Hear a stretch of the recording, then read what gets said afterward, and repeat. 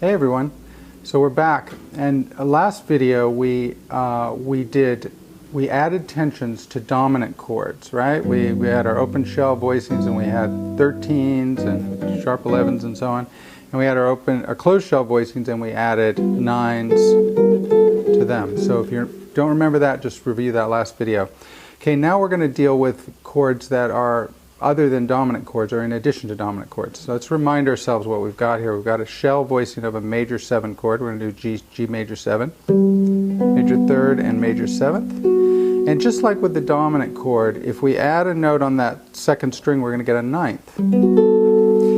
But you'll notice that note, that major 9th, has a nice, it complements the sound of the chord. Here's the basic sound of the chord, and then if we add the 9, we get a nice color, but the chord sound is still essentially the same. But if I add something different, like a sharp 9 to this chord, get an incredibly dissonant sound that's really out of character with the original chord sound. So I'm going to take a minute to talk about that. What I'm going to talk about is tensions, so-called available tensions, and harmonic avoid notes.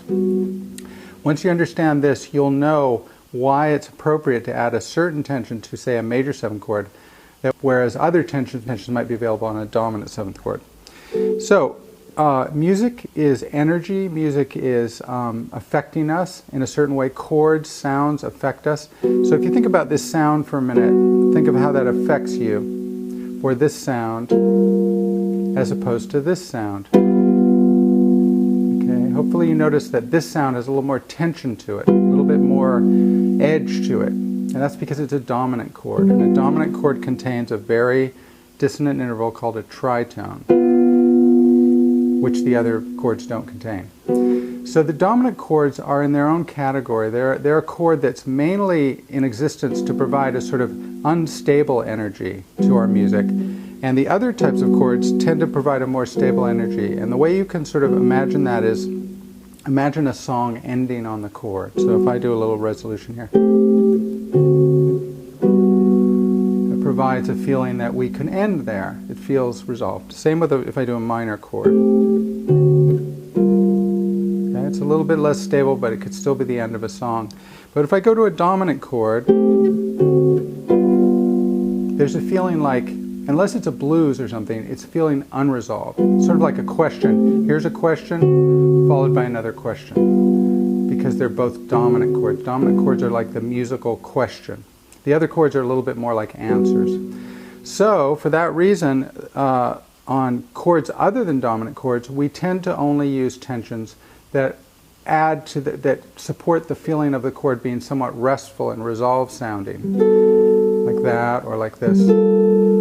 But on dominant chords, it's more open season. We can add all kinds of tensions, including ones that are very destabilizing, like a flat 9 or a sharp 9, because those sounds are adding to the instability of the dominant chord, which is part of its character. It's about being unstable. That's what it's there for.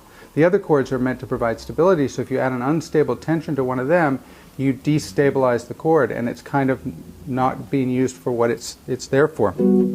So in short, here's a way to sum it up.